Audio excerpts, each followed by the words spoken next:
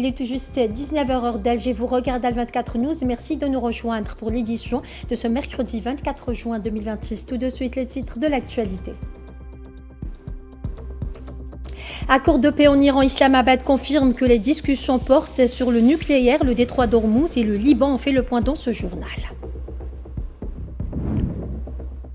Accord de paix en Iran, le protocole signé est une déclaration de la défaite des États-Unis selon le négociateur en chef iranien. Les détails dans ce journal.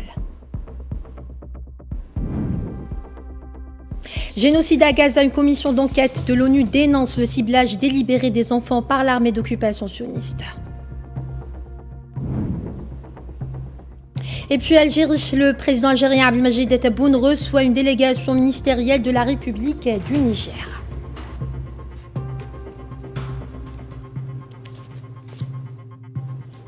Bonsoir à tous. Si vous venez de nous rejoindre, on entame ce journal avec cette information. Le ministre pakistanais des Affaires étrangères, Ishaq Dar, a confirmé que les négociations actuelles entre Washington et Téhéran portent sur le programme nucléaire, les avoirs iraniens ainsi que la guerre au Liban. Dans des déclarations faites lors d'une séance au Parlement pakistanais, Ishaq Dar a refuté les affirmations iraniennes et américaines concernant les points essentiels du protocole d'accord entre Téhéran et Washington. Il a affirmé que les deux parties avaient discuté de tous les dossiers majeur.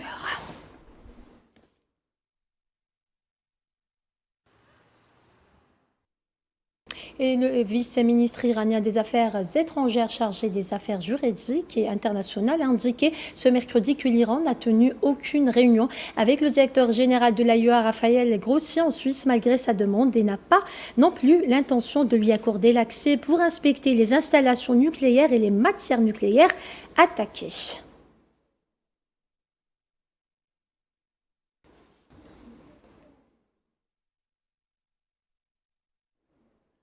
Et le négociateur en chef iranien Mohammad Bagher Ghalibaf a déclaré ce mercredi que le protocole d'accord signé entre l'Iran et les États-Unis pour mettre fin à la guerre en Iran, en Moyen-Orient, constitue une déclaration de la défaite des États-Unis.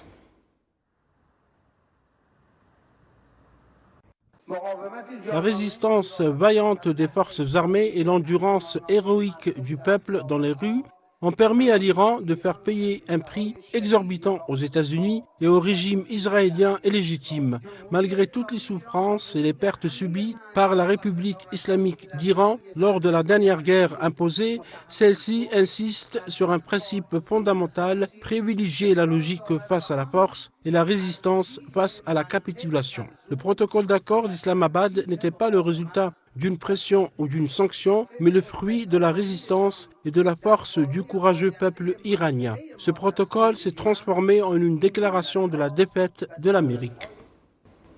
Par ailleurs, Ghalibaf a réaffirmé ce mercredi la position de l'Iran selon laquelle la paix au Liban est une question fondamentale dans tout accord final avec Washington.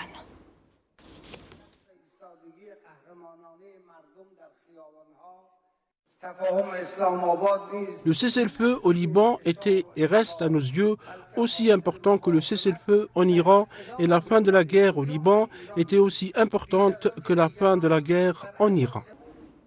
Parlons à présent de la situation au Liban. Le président Joseph Aoun a confirmé ce mercredi que les efforts sont en cours pour consolider le cessez-le-feu dans le sud du pays, ce qui devrait être suivi par le retrait des forces sionistes des zones qu'elles occupent, le déploiement de l'armée libanaise, le retour des habitants, la libération des prisonniers et le lancement du processus de reconstruction.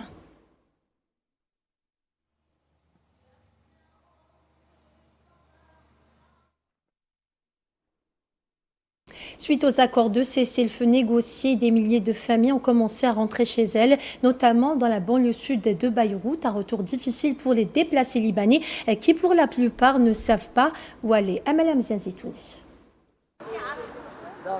Tentes démontées et affaires emballées, ces déplacés libanais s'apprêtent à retrouver leur foyer. Cet élan de départ fait écho au retour prudent mais massif des déplacés libanais vers le sud Liban, quelques jours seulement après l'accord du cessez-le-feu.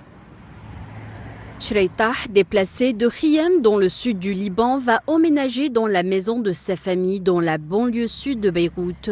Tandis qu'Ali As-Sayed, également déplacé du sud, cherche un logement à louer car sa maison avait été endommagée. Je suis déplacé de Khayem, la maison de ma famille à Roubaïri, dans la banlieue sud de Beyrouth, a été touchée lors de la première agression. Nous l'avons rebâtie et maintenant nous y retournons car la situation s'est calmée. Nous ne pouvons plus rester dans la rue. Nous sommes ici depuis 2 ou 3 mois. La situation est catastrophique. L'aide arrive au compte-gouttes. Ma maison a été détruite à moitié. Dieu merci. Que dire? Nous voulons louer une maison. Nous en cherchons une. Les conditions d'un retour sûr et durable ne sont pas encore réunies dans de nombreuses zones touchées par le conflit au Liban. Une évaluation réalisée par le Programme des Nations Unies pour le développement en collaboration avec le Conseil national libanais de la recherche scientifique met en évidence l'ampleur des dégâts dans le sud du pays. Plus de 11 000 bâtiments résidentiels ont été entièrement détruits et 2 200 autres partiellement endommagés. Pour de nombreuses familles déplacées, il n'y a tout simplement plus de maisons où retourner. Le principal problème, c'est que je n'ai pas d'endroit où aller, je n'ai pas d'endroit parce que la maison de mon père n'est pas habitable. Elle a été touchée, son état est pitoyable. La maison de mon frère est également détruite. L'ONU souligne également que la menace des munitions non explosées demeure un obstacle majeur au retour. Plus tôt cette semaine, une personne aurait été blessée par l'explosion d'un engin non explosé dans la municipalité de Mansouri, dans le gouvernorat du Sud. Face à cette situation, l'ONU et ses partenaires humanitaires continuent d'appeler à la protection des civils et à la mise en place des conditions nécessaires pour permettre aux personnes déplacées de regagner leur domicile de manière volontaire, sûre et digne. En Palestine occupée, un enfant palestinien est tombé en martyr et plusieurs autres civils ont été blessés ce mercredi lors d'une frappe de drone sioniste à l'ouest de Khan Younes, dans le sud de la bande de Gaza. Selon l'agence de presse palestinienne Wafa, l'enfant Ahmad Mohsen Al-Raqab a trouvé la mort lors d'une frappe de drone contre le camp d'At-Taïbé dans la zone d'El Mawazi, à l'ouest de la ville. Plusieurs autres civils ont été blessés.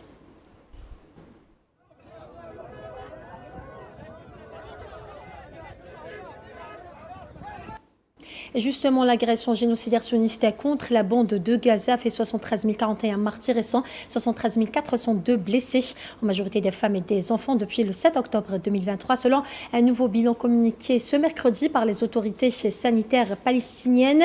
Depuis l'entrée en vigueur du cessez-le-feu le 11 octobre dernier, à Gaza, 1029 Palestiniens sont tombés en martyrs et 3294 autres ont été blessés, tandis que les corps de 785 martyrs ont été récupérés selon les autorités sanitaires.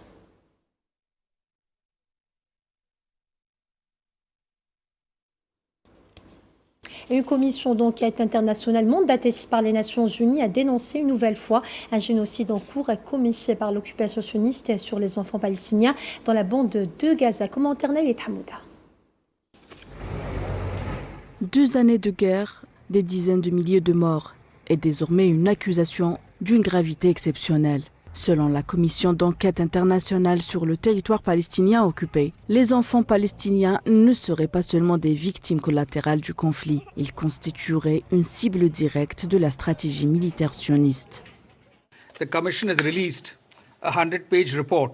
La commission a constaté des preuves irréfutables concernant l'assassinat ciblé et délibéré d'enfants palestiniens entre le 7 octobre 2023 et le 7 octobre 2025. On a assisté à des massacres et à des sévices systématiques et généralisés infligés à des enfants. Plus de 20 000 enfants ont été tués, plus de 44 000 ont été blessés. Les chiffres avancés par la commission donnent la mesure du drame humain. Des milliers d'enfants tués, blessés, amputés, traumatisés. Une génération entière confrontée à la guerre, à la faim et au déplacement forcé. Mais le rapport va plus loin. Les enquêteurs estiment que la destruction massive des infrastructures civiles essentielles à l'enfance, écoles, universités, centres de santé, orphelinats, ne relève pas uniquement des conséquences du génocide sioniste. Selon eux, ces attaques participeraient d'une politique visant à affaiblir durablement la société palestinienne. Children are being killed. Il existe également une grave crise des orphelins. On estime à 58 554 le nombre d'enfants ayant perdu un ou leurs deux parents entre le 7 octobre 2023 et le 7 octobre 2025. Israël a systématiquement perturbé l'accès à l'éducation de ses enfants, sapant ainsi les fondements intellectuels et sociaux de la société palestinienne. La commission conclut qu'Israël cible les enfants afin d'affaiblir la vitalité démographique et de nier le droit à l'autodétermination du peuple palestinien. Ce rapport marque une nouvelle étape dans l'isolement international de l'entité sioniste. Depuis le début du génocide, les critiques se concentraient principalement sur la disproportion des opérations militaires et sur la catastrophe humanitaire. Désormais, une instance mandatée de l'ONU affirme que les enfants eux-mêmes sont devenus un objectif stratégique. Le rapport de l'ONU est accablant, mais au-delà des accusations qu'il contient, il met en lumière une autre réalité, l'impuissance ou le manque de volonté de la communauté internationale. Lorsqu'il s'agit de certains États, les sanctions tombent rapidement, les embargos sont imposés, les responsables sont poursuivis et isolés diplomatiquement. Mais lorsqu'il s'agit de l'entité sioniste soutenue par de puissants alliés occidentaux, les condamnations se multiplient, tandis que les mesures coercitives restent limitées ou inexistantes. Dans le génocide où les récits s'affrontent autant que les armes, la bataille juridique et mémoriale est désormais pleinement engagée. Et au cœur de cette confrontation, ce sont les enfants de Gaza qui apparaissent comme les symboles les plus tragiques d'un conflit sans issue. Et le ministère palestinien des Affaires étrangères et des expatriés a salué ce mercredi le rapport publié mardi 23 juin par la Commission internationale d'enquête des Nations Unies concernant le ciblage délibéré des enfants par l'entité sioniste dans les territoires palestiniens occupés.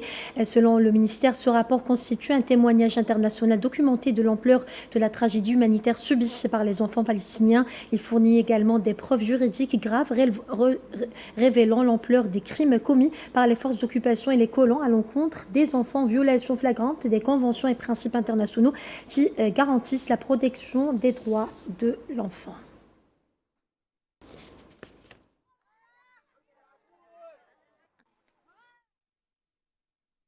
En Algérie, le président de la République algérienne, Abdelmadjid Tebboune, a reçu mercredi une délégation ministérielle de la République du Niger. Ont assisté à cette audience aux côtés du ministre d'État chargé de l'inspection générale des services de l'État et des collectivités locales, Brahim Marred, et du conseil auprès du président de la République algérienne chargé des affaires diplomatiques, Ammar Abba, des ministres algériens et nigériens des secteurs des finances, de la santé, des travaux publics et de l'hydraulique, du travail et des mines, ainsi que les ambassadeurs des deux pays.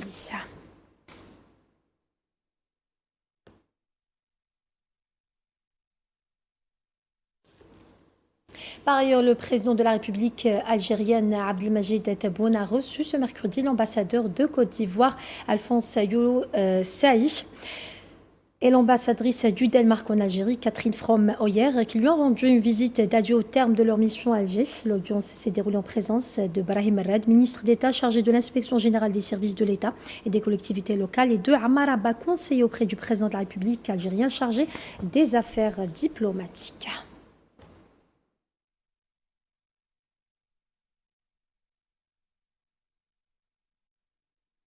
Et à Vienne, en Autriche, l'Algérie a pris ce mercredi la présidence du Conseil ministériel du Front de l'OPEP pour le développement international pour un mandat d'1 an succédant au Venezuela. L'Algérie a été représentée par la ministre du Commerce intérieur de la régulation du marché national, Amel Abdeltif, qui a présidé les travaux de la session annuelle de ce Conseil. La présidence de l'Algérie à la tête du Fonds OFID reflète son engagement continu à soutenir les efforts de développement durable et à renforcer la coopération internationale conformément aux principes fondateurs du Front depuis sa création, à savoir le soutien au développement économique et social des pays partenaires et la contribution à la réalisation d'une prospérité partagée au niveau mondial.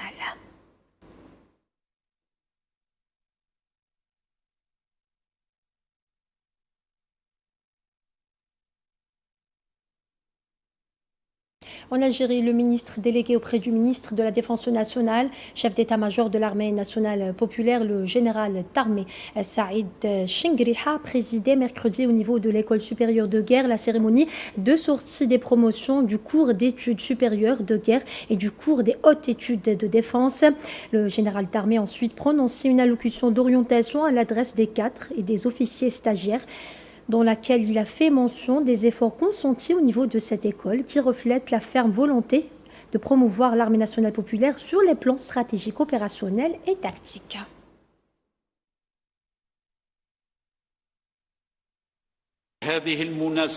À cette occasion, je tiens à souligner que les efforts que nous déployons avec dévouement et sincérité, sous la conduite de M. Abdelmajid Tebboune, président de la République, chef suprême des forces armées, ministre de la Défense nationale, reflètent notre détermination constante et inflexible pour améliorer les performances de l'armée nationale populaire sur les plans stratégiques, opérationnels et tactiques.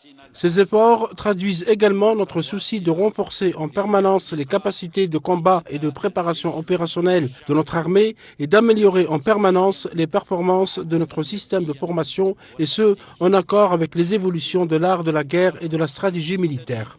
À cette fin, il a été assigné à l'École supérieure de guerre la mission d'informer une élite militaire de haut niveau, hautement qualifiée, capable d'assurer le commandement des grandes unités et de réaliser des études dans l'ensemble des branches militaires et de les porter vers des étapes avancées, contribuant ainsi à approfondir et enrichir la recherche dans les domaines opérationnels et stratégiques.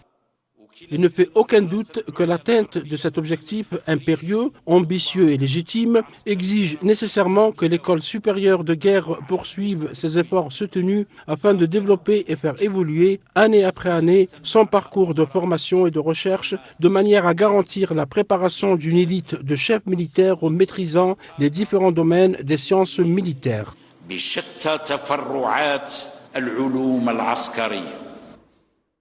Par ailleurs, le général d'armée Saïd Chengriha a exprimé ses vifs remerciements au commandement et au cadre de l'école pour les efforts dévoués déployés dans le domaine de la formation des différentes promotions.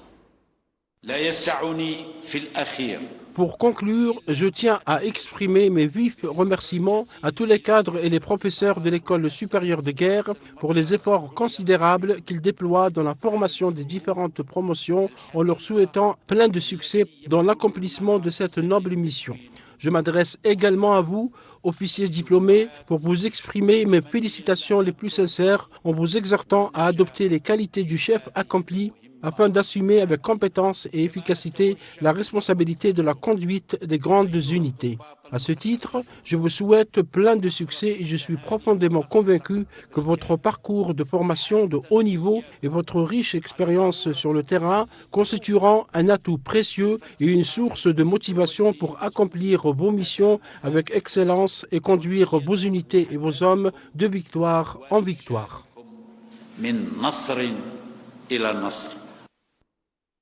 En République démocratique du Congo, l'épidémie d'Ebola continue de se propager. Selon les derniers chiffres de l'Organisation mondiale de la santé, le nombre de personnes contaminées a atteint les 1094 cas, dont 277 décès. Il s'agirait du nombre de cas confirmés le plus élevé jamais enregistré au cours du premier mois d'une épidémie sous Hilal. Couverts de la tête aux pieds, ces agents de santé transportent une énième victime d'Ebola. Les conditions de vie et d'hygiène, en plus de la promiscuité dans les camps de déplacés, favorisent la propagation rapide de ce virus mortel. Ce n'est pas la première fois qu'une telle épidémie se déclare en RDC, mais cette fois-ci, les chiffres avancés par les autorités sanitaires témoignent de la propagation rapide du virus.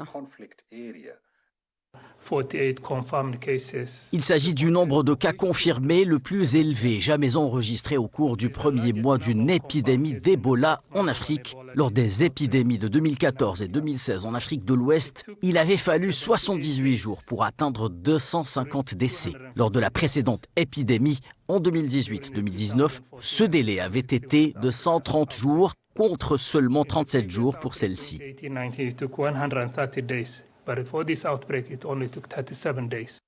Selon les derniers chiffres publiés mardi par les autorités sanitaires congolaises, 387 patients sont actuellement isolés ou ou pris en charge, tandis que 115 autres sont guéris. Le pays signale également 131 cas suspects. Toujours selon les autorités sanitaires, l'intensification des mesures de santé publique, notamment en matière de surveillance épidémiologique et biologique, ainsi que la décentralisation des capacités diagnostiques, ont permis une détection plus précoce, confirmant une transmission communautaire continue et accrue. La surveillance a été renforcée. La capacité des laboratoires est passée de 30 tests par jour au début de cette épidémie à Kinshasa à plus de 2000 tests par jour aujourd'hui, grâce à un réseau de 8 laboratoires décentralisés répartis dans l'Ituri, le Nord Kivu et le Sud Kivu. Selon l'OMS, le risque en RDC demeure très élevé en raison de la poursuite de la transmission et de l'extension continue de l'épidémie à de nouvelles zones, ce qui accroît le risque de propagation nationale et régionale. Le risque en Ouganda reste également élevé en raison de la propagation transfrontalière confirmée par des cas importés et des liens épidémiologiques persistant le long du corridor entre l'est de la RDC et l'ouest de l'Ouganda. Ce mercredi, un premier cas a été annoncé en France. Il s'agit d'un médecin revenant de RDC. Un mot de sport à présent. Notre envoyé spécial Faisal Salah se trouve en direct de Kansas City. Faisal, bonjour. Bonjour Asma. Il me semble que l'ambiance est au beau fixe après la victoire contre la Jordanie. Comment s'est passé ce retour à l'entraînement et dans quel état d'esprit le groupe aborde-t-il le prochain match qualifié décisif face à l'Autriche ?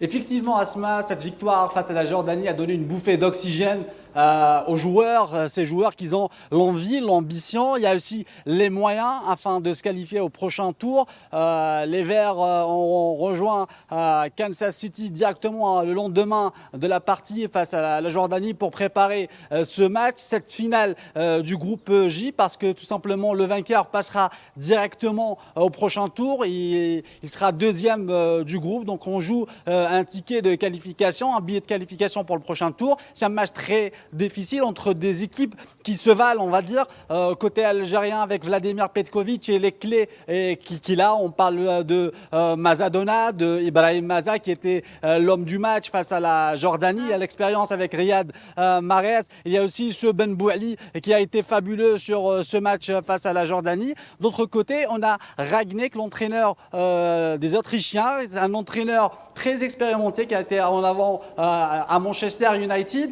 Il y a aussi des joueurs de marque, il y a des joueurs d'expérience. On parle de Alaba, Sabitzer et sans oublier Laimer du Bayern Munich. Donc c'est une équipe aussi soudée, donc ça va se jouer sur des petits détails. Les Verts ont effectué un entraînement hier, c'était beaucoup plus pour la récupération. Rami Ben Sebaini et Amoura, ils n'ont pas pris part à cet entraînement. Aujourd'hui, il y a un entraînement qui est programmé à 18h heure Kansas City.